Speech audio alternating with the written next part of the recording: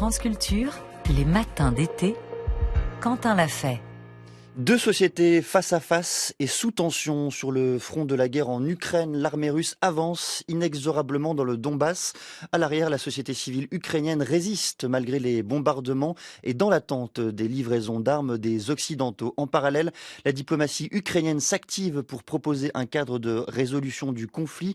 Alors pour comprendre, analyser l'actualité de ce conflit en Ukraine, trois invités ce matin. Elsa Vidal, bonjour. Vous êtes rédactrice en chef de la rédaction en langue russe de RFI, à distance, mais à nos côtés tout de même. Alexandra Goujon, bonjour.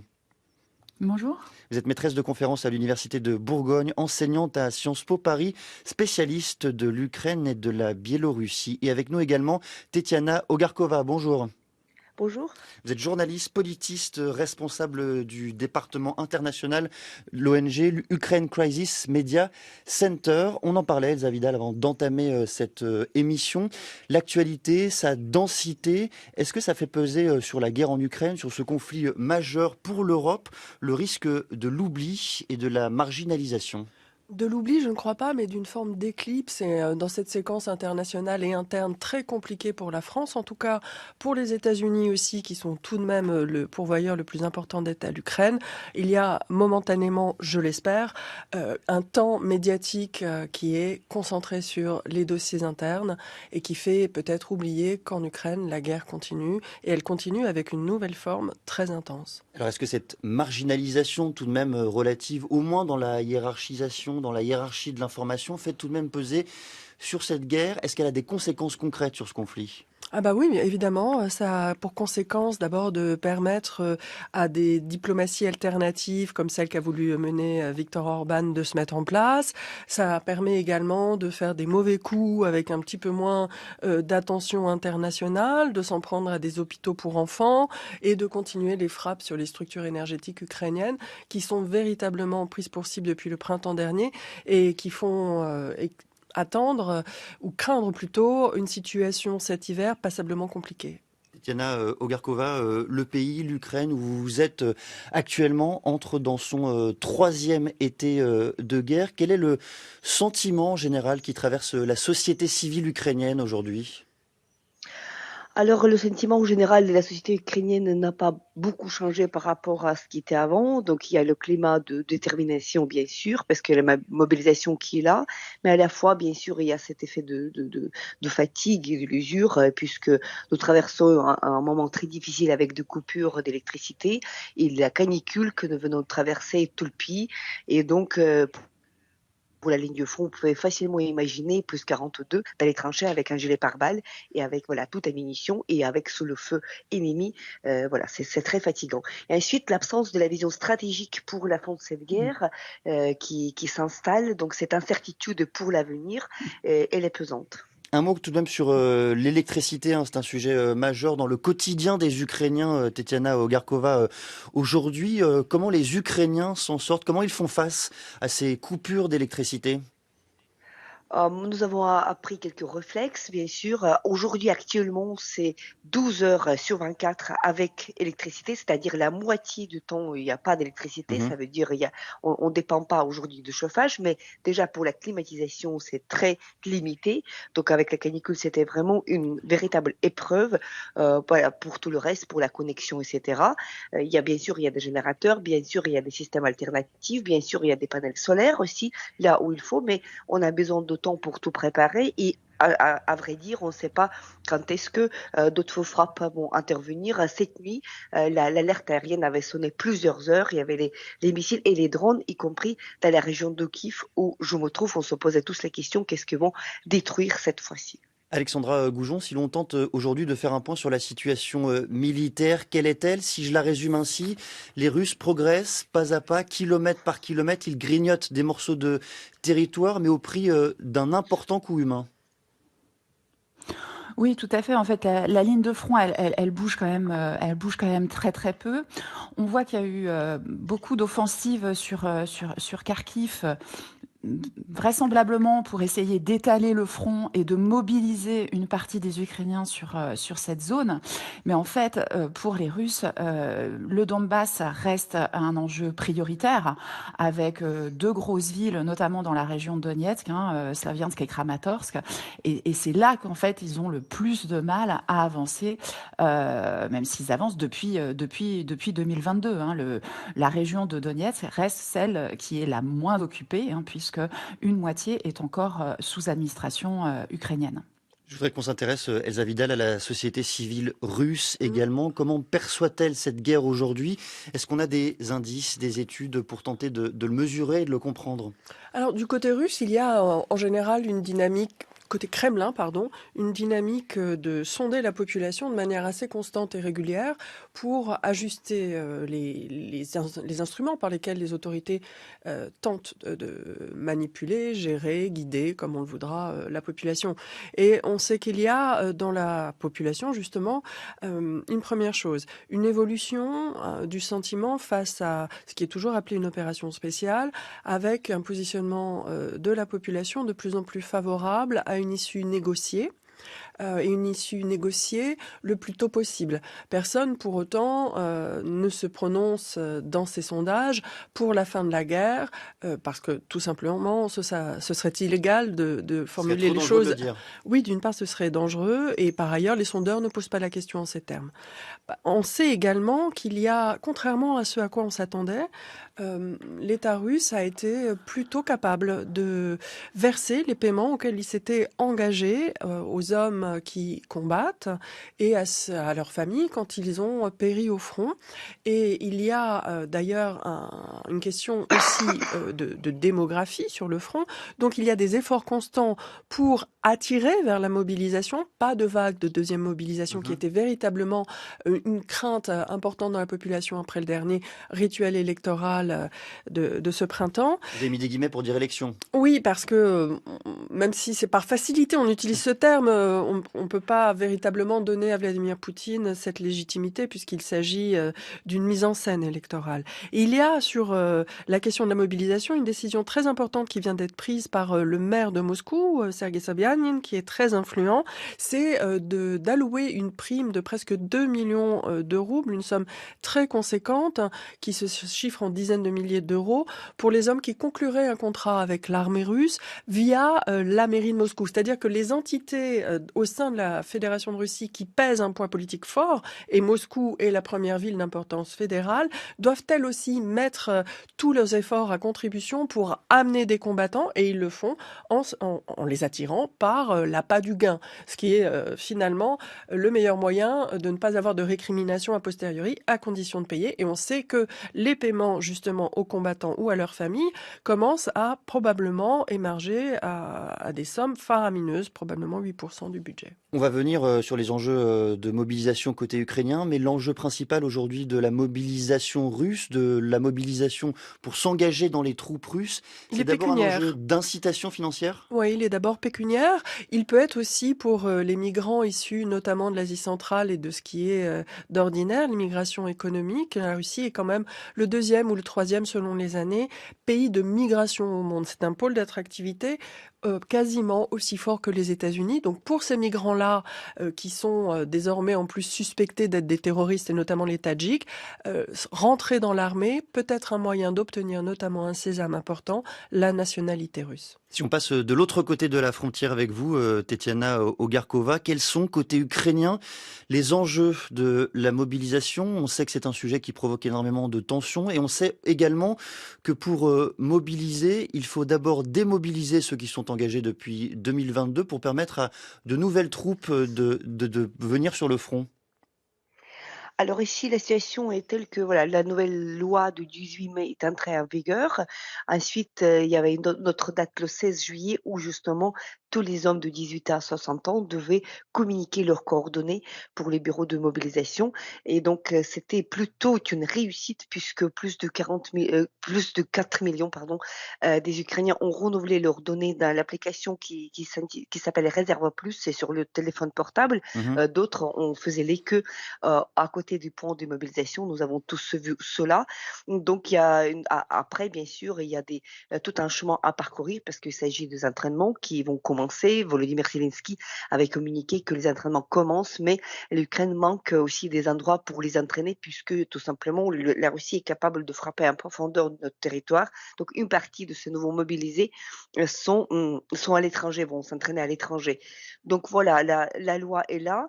Et puis on sent dans la société que ça commence à concerner véritablement chaque famille. On en parle beaucoup dans la rue, dans les magasins, dans les cafés, c'est-à-dire il y a toujours quelqu'un de la famille qui est concerné par cette nouvelle vague de mobilisation.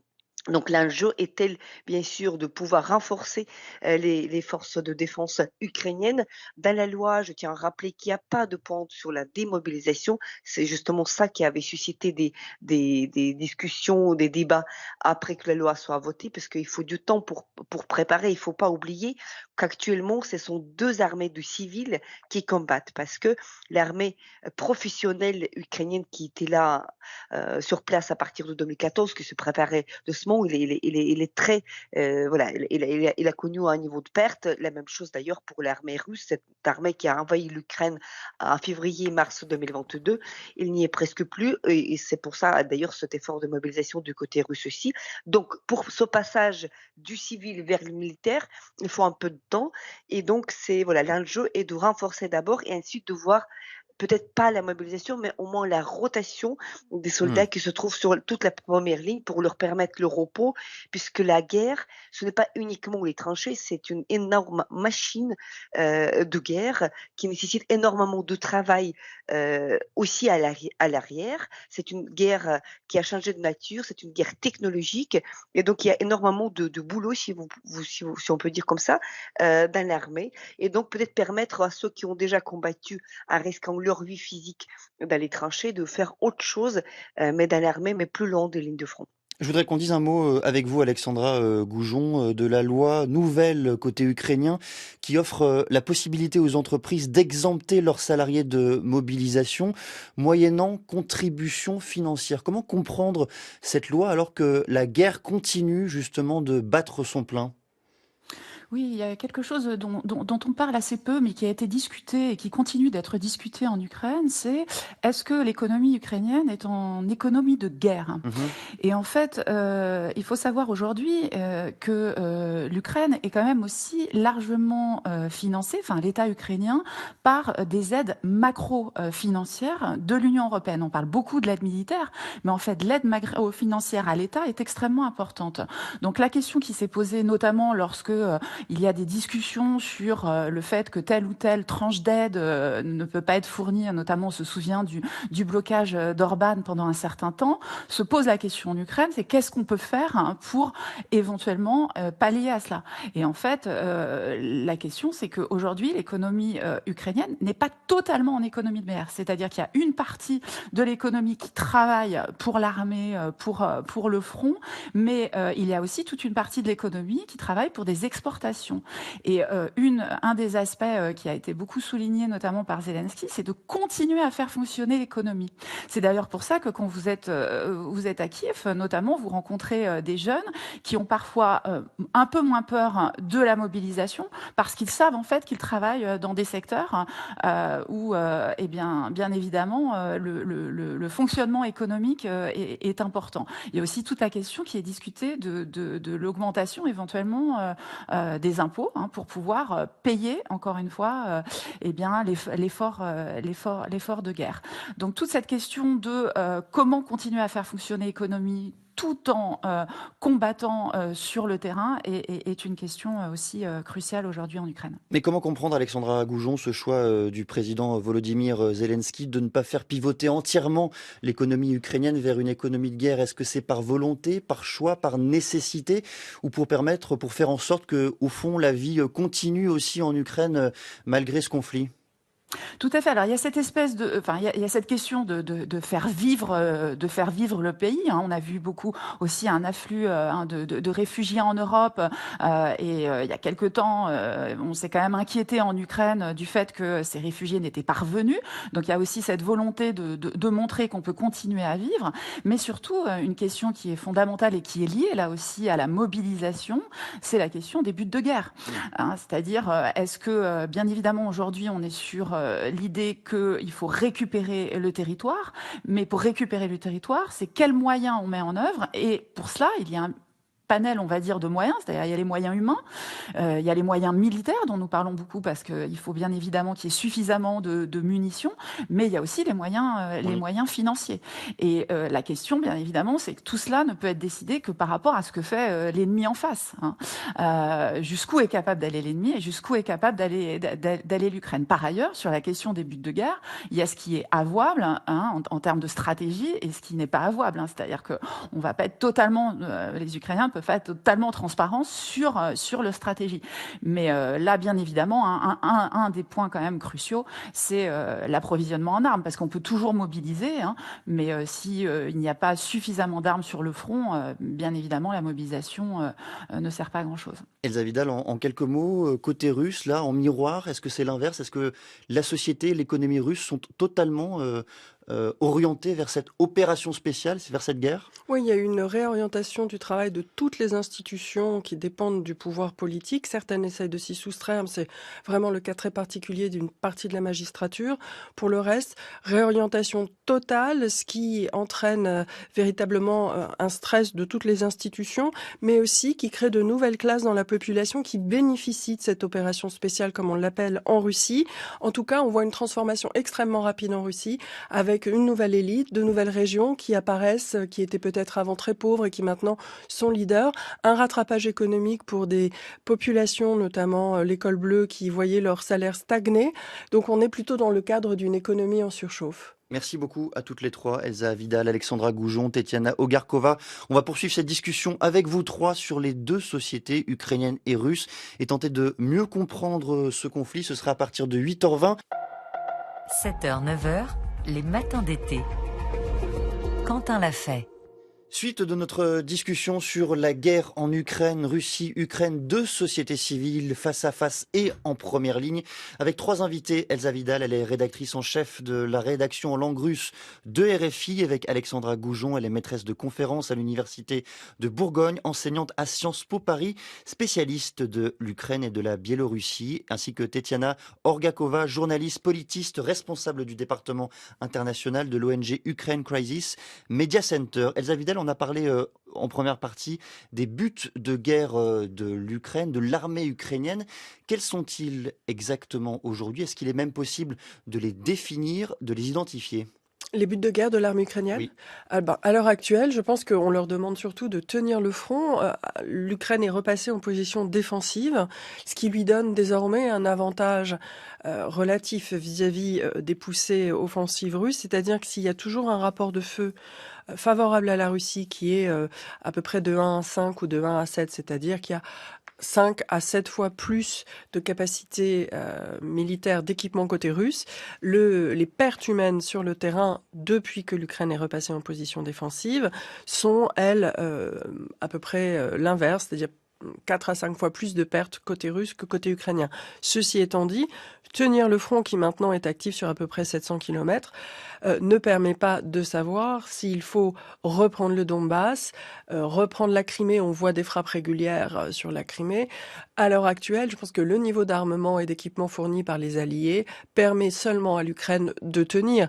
Maintenant, les Ukrainiens sont pour la libération totale de leur territoire national.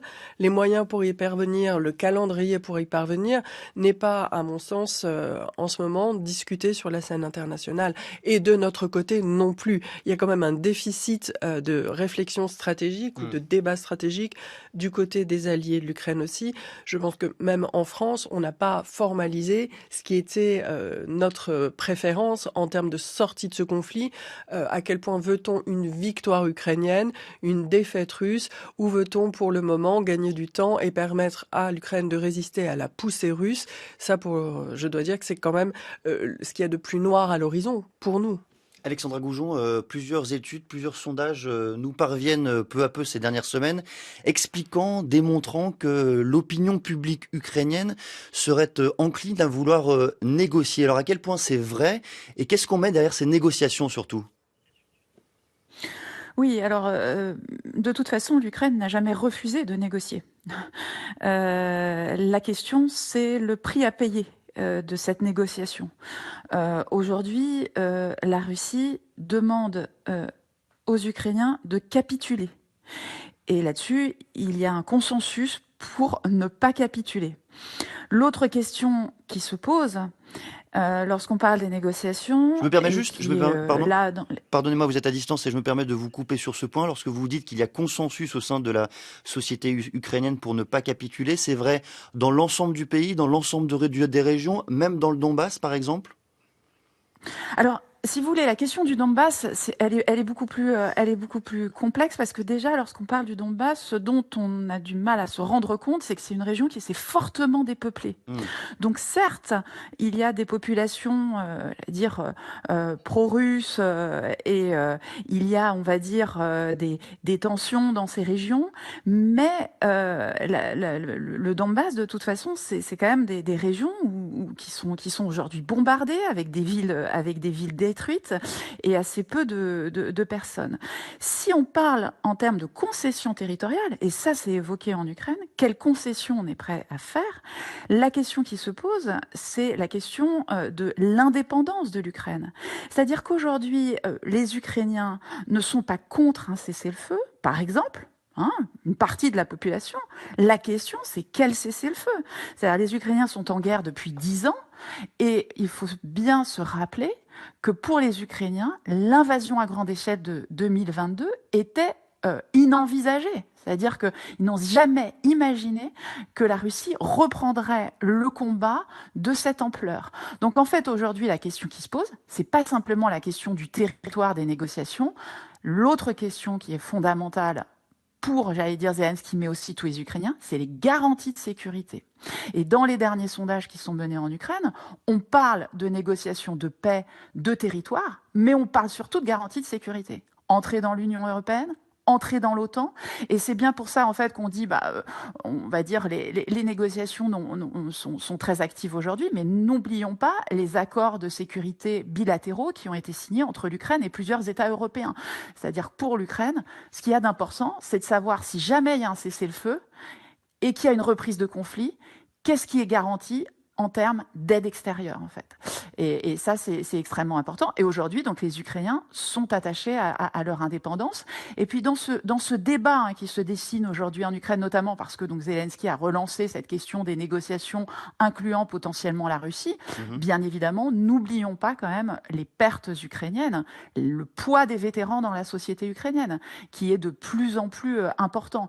Pour tous ceux qui ont perdu des proches, on considère qu'il y a plus de 60% de la population qui a perdu des proches à la guerre, cette question est extrêmement épineuse. Je crois qu'aujourd'hui, Zelensky a tout intérêt, en tous les cas, à montrer que l'Ukraine est du côté de la paix et que l'agresseur reste la Russie. Elsa Vidal, une réaction? Oui, ce que je voulais compléter dans la droite ligne de ce que vient de dire Alexandra Goujon, c'est qu'il y a quand même une incertitude quant à la capacité véritablement des Alliés à soutenir l'Ukraine en cas de reprise, si on était dans un cessez-le-feu, reprise du conflit, et notamment avec l'ombre de l'élection présidentielle américaine qui plane sur tout cet agenda et sur le fait que Trump, c'est une chose, il a eu des propositions très radicales concernant l'OTAN, on ne sait pas du tout dans quelle mesure il serait fidèle aux engagements américains vis-à-vis de l'Ukraine, surtout après l'avoir vu recevoir l'émissaire gris en quelque sorte que pouvait représenter Viktor Orban, favorable à un plan de paix poussé tant par la Russie que par la Chine. Il y a des incertitudes qui planent et qui viennent recouper celles qui concernent nos buts pour sortir de ce conflit. Quelle est notre vision stratégique? Je pense qu'on gagnerait à l'énoncer. Alors justement, Tetiana Ogarkova, l'actualité de ces derniers jours, c'est la proposition du président Volodymyr Zelensky d'organiser une conférence sur la paix. À quoi peut servir aujourd'hui une telle conférence qui devrait avoir lieu normalement à l'automne prochain? Oui, grande question. Le premier sommet de la paix a eu lieu en Suisse, Mhm. au mois de juin. Donc ça, c'est la reprise, de cela. Donc on discute, justement les résultats de ce premier sommet qui sont, à vrai dire, assez modestes puisque l'objectif premier était de mobiliser autour de l'Ukraine non seulement les Occidentaux, mais tout aussi bien ce qu'on appelle le Sud global. Donc c'est une entreprise qui était, grosso modo échouée puisque la Chine n'avait pas participé, puisque Brésil, bon, ils ont élaboré leur plan alternatif de la paix. Aujourd'hui, l'intérêt de continuer, voilà, cette histoire avec les sommets, elle se produit, comme on peut imaginer, avec une certaine pression de partenaires de l'Ukraine. Je reviens à ce qu'a dit Elsa Vidal. Appeler nos partenaires les alliés, c'est un peu fort, puisque pour l'instant, on se bat pour avoir des alliés.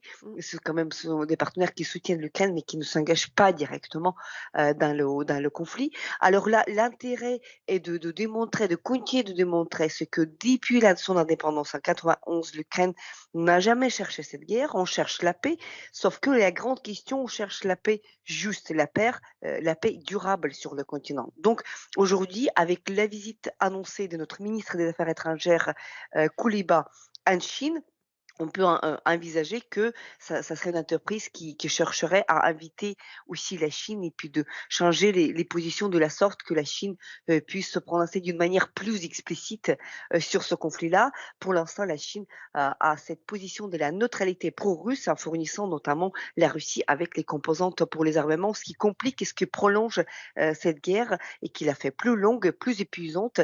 C'est une guerre d'attrition qui coûte énormément, non seulement à l'Ukraine en termes de vie humaine, en termes d'économie, en termes de destruction immense, mais tout aussi bien à des économies européennes et occidentales, grosso modo, parce que l'argent versé à l'Ukraine pour soutenir ce conflit-là, c'est énorme. Or que on est à partir de 2023, les lignes du front ne bougent pas, on n'atteint pas d'objectif fixé. Et justement, quel objectif? Donc il y a ce manque criant de la stratégie pour la sortie de conflit, justement. Et voilà, à notre sommet, heu, voilà, il va Mm. chercher, il va faire un petit demi-pas vers cette direction-là, sans à vrai dire, sans dire qu'on met beaucoup d'espoir dans les sommets, de la paix ici, quand on se retrouve dans un pays en guerre. Alexandra Goujon, on a l'impression que ce projet de conférence sur la paix s'adresse aux alliés, à l'opinion publique ukrainienne, à d'éventuels médiateurs, bref, à tout le monde, sauf à la Russie. En fait, quand même, Zelensky a quand même invité, j'allais dire, justement, la Russie. La On a question, l'impression que c'est de c'est de façade quand montrer... même. Oui, mais en fait, enfin, de façade, c'est-à-dire que c'est aussi essayer de montrer, enfin, d'essayer de demander à la Russie quels sont, enfin, de se repositionner par rapport à ses propres buts de guerre, au but de guerre russe. C'est-à-dire, est-ce qu'effectivement, vous ne voulez toujours pas, voilà, vous retirer du territoire, à quel point vous respectez l'indépendance de l'Ukraine? C'est ça la question. C'est-à-dire qu'aujourd'hui, la capitulation demandée par la Russie, est-ce qu'elle est toujours, est-ce qu'elle est toujours valable? Encore une fois, si vous voulez, l'idée, c'est de continuer à faire peser la responsabilité de la Russie sur ce conflit, puisque en fait, la Russie cherche à présenter l'Ukraine comme un pays, on va dire, acharné, hein, quelque part. C'est-à-dire, voilà, comment peut-on nous résister? N'oublions pas surtout quelque chose d'important. Aujourd'hui, la Russie occupe près de 20% du territoire ukrainien, hein, et c'est le pays agresseur, le pays qui bombarde. Est-ce que la Russie est prête à arrêter ces bombardements? Tout simplement, hein. Donc, je pense que l'idée, c'est quand même de montrer que il y a un bon vouloir côté ukrainien, hein, et que, encore une fois, l'Ukraine est du côté de la paix. Mais ces conférences de paix, et Tetiana vient de l'expliquer, elles ont aussi pour but d'élargir, hein, le spectre des partenaires des partenaires de l'Ukraine. Il y a une diplomatie active dans certains pays du Sud. Et vous le mentionnez aussi, l'opinion publique. Les Ukrainiens demandent sans cesse voilà, où en est l'opinion publique, parce qu'en fait, ils savent aussi que si l'opinion publique est du côté ukrainien, les dirigeants politiques le seront aussi plus favorablement. Je voudrais qu'on s'intéresse un instant aux tiers, aux médiateurs, aux pays qui se greffent sur ce conflit pour tenter d'interférer. Vous avez mentionné, Elsa Vidal, un peu plus tôt dans notre échange, le cas de la Hongrie et de la diplomatie parallèle menée par Viktor Orban. Est-ce que vous pouvez nous expliquer le jeu qu'il est en train de jouer? Viktor Orban, il est en fait, de par sa position politique, extrêmement dépendant de sa relation avec la Russie, dans la mesure où le socle de ses électeurs, il le tire essentiellement des économies sur les prix de l'électricité qu'il a obtenu dans sa négociation avec le régime russe. Depuis, il est un obligé et il joue sa carte aussi d'ultra-conservateur. Il a donc entrepris une tournée diplomatique alternative alors qu'il exerce la présidence au titre de la Hongrie de l'UE. Et celle-ci elle a été faite de manière très professionnelle. Elle l'a menée à Kiev, puis à Moscou, puis à Pékin, et enfin en Floride, à la résidence de Donald Trump, pour montrer qu'il est en fait peut-être l'artisan d'une autre approche à la solution russe. Et cette approche, ce que laisse entendre la position de Donald Trump, qui est en haut de cette chaîne hiérarchique, elle serait plus favorable à la demande russe de neutraliser l'Ukraine. C'est-à-dire, elle vient se superposer et éclipser le plan de paix proposé par les Ukrainiens et déposé à l'ONU. Ça a été très mal perçu du côté UE, mais ça a quand même enclenché une dynamique qui laisse croire qu'il y aurait une autre approche, peut-être dans cette rhétorique moins faiseuse de guerre. Bon, c'est pas du tout le cas. On reviendrait dans ce cas aux pratiques que nous avons connues depuis 30 ans, qui consistent à imposer aux pays agressés des concessions territoriales en espérant calmer ainsi les ardeurs russes. Si on est logique et rationnel et qu'on se retourne sur les 30 dernières années, cette pratique n'a fait qu'entraîner de nouvelles guerres. On serait donc en situation de croire que nous aurions affaire d'ici peu de temps à un nouveau conflit, peut-être plus total, avec une approche plus brutale encore sur le territoire ukrainien. Et malgré tout, on ne peut qu'être contre cette approche si, encore une fois, on est rationnel, réaliste et qu'on se base sur le comportement des élites russes passées. Mais pour beaucoup de contestataires de l'ordre actuel, dans les alliés notamment de la Russie, il y a une forme d'attractivité pour cette brutalité russe et pour le fait de pouvoir s'entendre avec la Russie. Tetiana Ogarkova, vous l'avez mentionné, l'une des actualités de la semaine, c'est le ministre des Affaires étrangères ukrainien qui s'est rendu en Chine. Là aussi, qu'attendre de la Chine comme médiateur potentiel de ce conflit? Pour l'instant, c'est une grande question. La Chine, voilà, prend cette position très, très ambiguë sur cette guerre russe en Ukraine. Aujourd'hui, c'est peut-être un bon moment parce que la réalité géopolitique qui est à l'agenda, elle est compliquée, avec notamment l'élection présidentielle aux États-Unis. Il n'est pas exclu que le leadership chinois regarde avec attention ce qui se passe parce que les positions de Donald Trump en des candidats pour la présidence sont beaucoup plus strictes, beaucoup plus dures, on va dire, par rapport à la Chine. Donc, sans doute, il joue son jeu diplomatique pour essayer de retrouver plus de points d'appui en Europe et aussi pourquoi pas en Ukraine. Mais on n'attend pas justement de changement radical parce que la Chine, il mène son jeu voilà, sans mettre des propositions concrètes.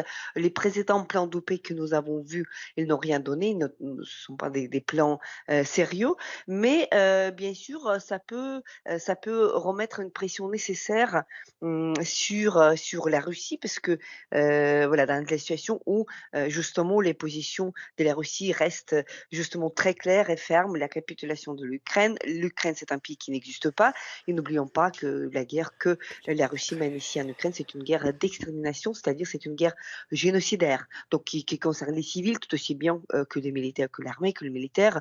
Donc les frappes que vous avez évoquées dans votre reportage contre l'hôpital pédiatrique le démontrent très bien, et donc c'est pas que Ahmadi, il y avait 217 autres établissements médicaux qui ont été détruits, donc la même tactique qui était employée en Syrie. Donc voilà, encore un petit pas vers possible ouverture de l'assouplissement de cette neutralité pro-russe chinoise, sans doute aussi en vue de cet autre sommet de la paix à venir vers l'automne. Voilà, c'est une diplomatie avec le Sud global qui est nécessaire puisque justement nous avons besoin de cette solidarité non seulement occidentale mais aussi dans le cadre de l'ONU. Et donc où le Chine bien sûr joue un rôle important. Elsa Vidal. Oui, il y a une volonté de nombreux États, notamment des puissances régionales comme la Turquie, qui ont déjà fait la preuve de leur capacité à être considérées de manière favorable par l'ensemble des parties prenantes. La Chine pousse ses pions sur un agenda global depuis déjà une dizaine d'années. Ça s'est d'abord traduit par son entrisme dans les États, dans les institutions onusiennes, et aujourd'hui, elle est en demande de reconnaissance en tant que faiseur de paix. Elle a eu des grands succès au Moyen-Orient. On peut aussi envisager, si la Chine est prête à faire des concessions sur d'autres dossiers, de lui laisser jouer un rôle plus important, et peut-être qu'il y aura une forme d'espoir à regarder aussi en cette direction de la part des alliés occidentaux. Maintenant, en ayant à l'esprit que la Chine est certainement à l'heure actuelle le régime qui a le plus parachevé le contrôle total de sa population, qui est le plus engagé dans une ligne liberticide et qui est quand même également fortement accusé de génocide envers les Ouïghours. Alexandra Goujon, on évoquait en début d'entretien la marginalisation progressive de ce conflit, en tout cas dans la hiérarchisation de l'information en Europe occidentale, en France du moins. Est-ce que l'opinion publique ukrainienne, elle, regarde l'actualité européenne, l'actualité américaine? Est-ce que, notamment l'actualité parlementaire française, est-ce que les Ukrainiens sont intéressés par cela? Ah oui, ils sont intéressés, bien évidemment, parce que en fait, les Ukrainiens savent à quel point l'information est importante, hein. Ils ont eu à subir la désinformation russe. Ils savent qu'elle est extrêmement active sur l'ensemble du territoire européen. On voit aussi, nous, hein, toutes les mesures qu'on a prises progressivement, hein, pour essayer de faire front à cette déformation, à cette désinformation. Et puis, il y a ces forces politiques, hein, dites pro-russes. Alors, certaines le sont plus ou moins ouvertement, un peu d'ailleurs dans la lignée de ce qui a pu être dit à propos de Viktor Orban. Et donc, bien évidemment, toutes les forces politiques qui pourraient accéder au pouvoir dans les pays européens et qui seraient beaucoup plus clémentes à l'égard du pouvoir russe, eh bien, c'est considéré comme un vrai danger, hein, pour les Ukrainiens. Et c'est pour cela d'ailleurs que, eh bien, après la clarification, j'allais dire politique, notamment d'Emmanuel Macron, hein, parce que les Ukrainiens avaient été un peu gênés par un certain nombre de déclarations présidentielles. Cette clarification, elle s'est affirmée notamment au moment de l'acceptation de la candidature de l'Ukraine à l'Union européenne. Et puis là, n'oublions pas non plus, hein, l'ouverture des négociations. C'est extrêmement important pour les Ukrainiens, parce qu'il faut savoir que l'Ukraine est indépendante donc depuis plus de 30 ans, et c'est le plus long moment d'indépendance de l'Ukraine. Donc cette idée de pouvoir un jour entrer dans l'Union européenne, c'est aussi une manière de considérer que l'Ukraine n'est pas qu'un objet de l'histoire, comme veut le présenter la Russie, mais un sujet aussi, hein, de sa propre histoire. Et c'est aussi pour ça qu'elle déploie cette diplomatie, hein. L'objectif, c'est d'être un acteur permanent et de ne pas se faire utiliser, hein. Donc cette question des forces politiques dans les territoires, dans l'Union européenne est extrêmement importante. Et les élections au Parlement européen aussi ont été suivies en Ukraine. Elsa Vidal, vous confirmez, vous percevez aussi, vous, cette attention croissante, grandissante de l'opinion publique ukrainienne pour l'actualité politique à l'ouest de l'Europe? Oui, parce que leur avenir en dépend, étant donné qu'une grande partie des capacités qui peuvent renverser les rapports de force défavorables à l'Ukraine se trouvent du côté des Européens et aussi des Américains. Et puis évidemment parce qu'il y a cette activation de la part de la Russie et de longue date de toutes les forces réactionnaires en Europe, qui sont souvent des clientes de l'État russe et qui ont un agenda contestataire pour arriver au pouvoir. Donc c'est une question de survie pour les Ukrainiens que de s'intéresser à notre politique interne. Merci beaucoup à toutes les trois de ces discussions sur l'actualité du conflit ukrainien.